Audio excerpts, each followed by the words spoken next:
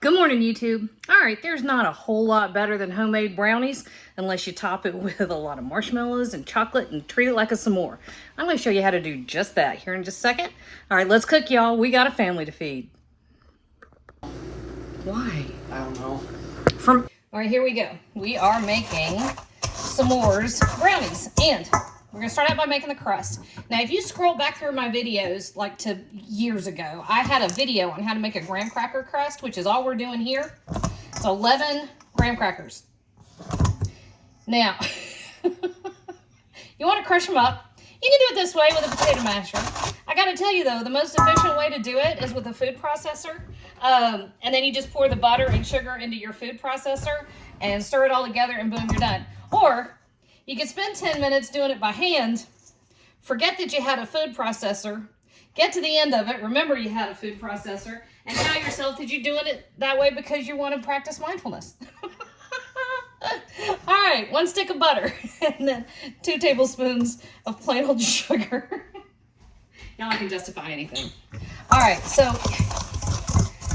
we just stir this together, and you know, if you have to, no, I don't like them. I was gonna say if you had to, you could buy one. They don't taste at all the same. Hang on, I got people trying to sell me stuff. They're making me mad. There, I got rid of them that time. One more time, we get to block them. You know what I ought to do? I ought to give everybody the phone number. Y'all should get the phone number. Everybody call them nonstop all day. That's funny. Okay, so I started all together. And it just looks like that. Kind of damp, concrete-y looking, wet sand type thing. Brownie pan. This one I think is 8x8. I'm not entirely sure. Probably about 8x8. And this just goes in here and a couple things. If you have another brownie pan the same size, which I do, and I'm going to go get, you can just squish it down, kind of wiggle it, and it will start to mash that all down. It'll be nice and even. Or you can use a glass like this and tamp it down. Now, be super careful, because if you use a glass like, let's see, use a glass like this one, thinking that that's got a nice heavy bottom, and you can use that. These are actually pretty cheap. You buy them in packs of like 8 or 12 at the big box store. It will shatter in your hand. And I know that because of this scar that runs right there that way. All right, so this is all you need to really do. And you can use anything that's nice and heavy. This is, of course, a mason jar.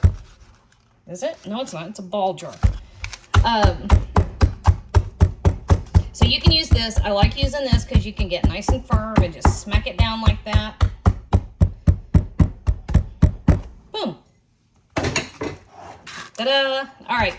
I have my oven preheated to 350 degrees. I swear y'all, I could just eat this with a spoon.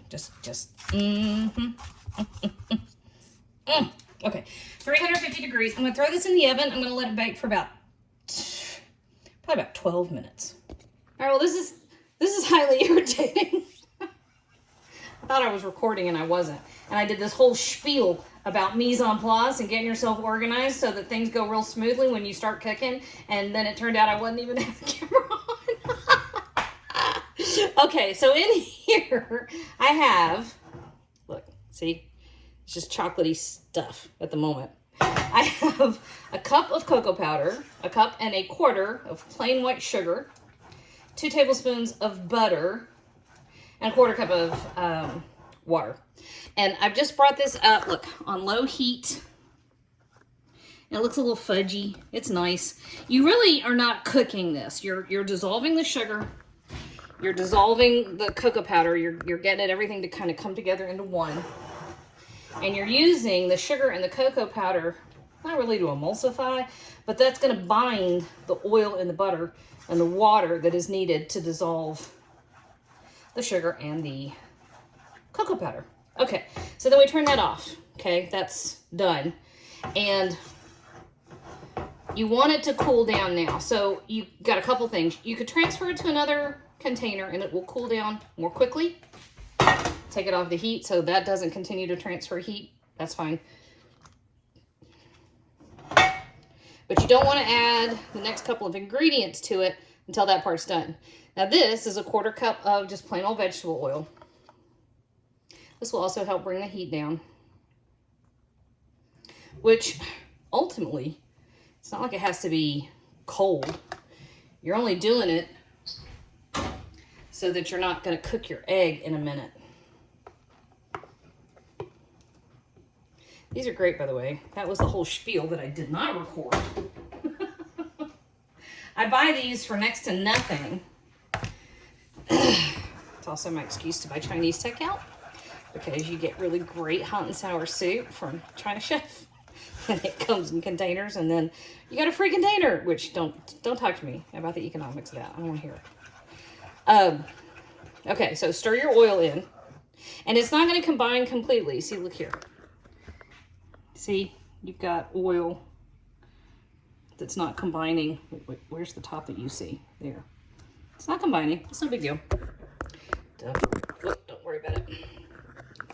Okay, I'm rigging, setting up my camera. I had to order another one because certain young people, actually it's about 3 different kids, are making TikToks all the time now. Okay, so to this we're adding just, half a teaspoon of salt.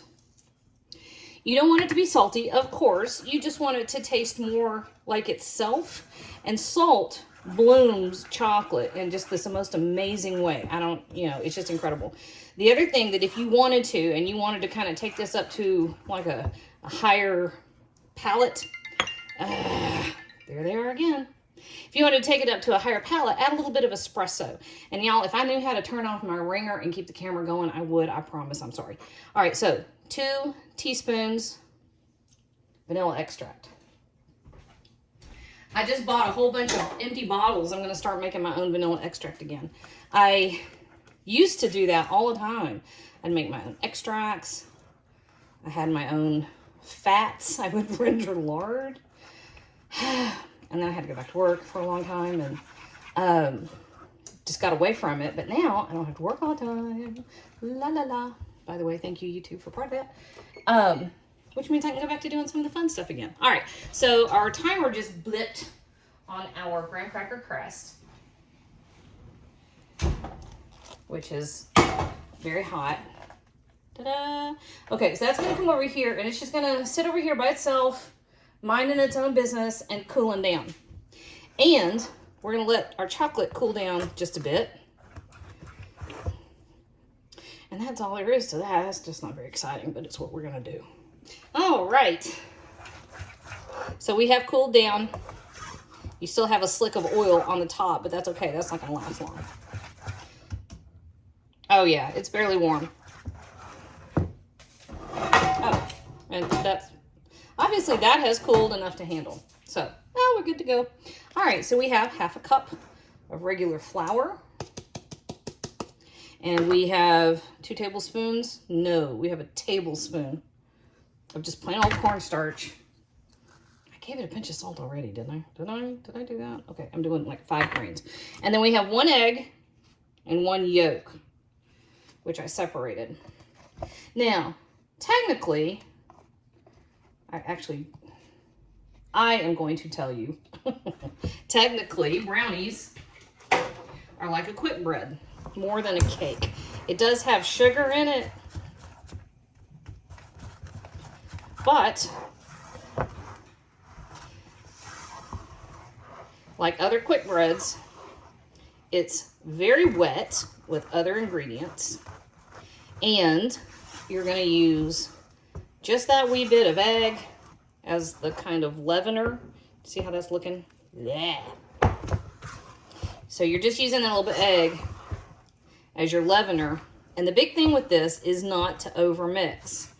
And so with quick breads, more than cakes, what you're doing is not activating gluten. So you see that right there? We have some streaks, where you can barely see a bit of flour.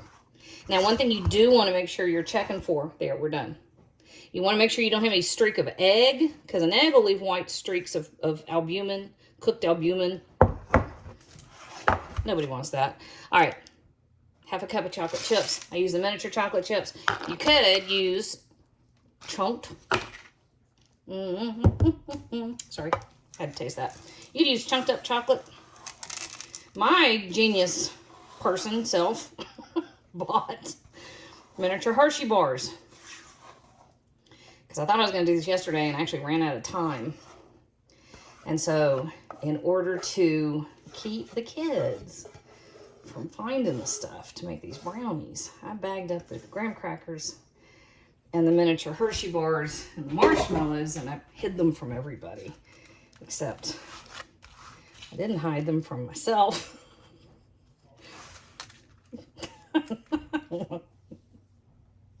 Which is why we're using chocolate chips. There we go.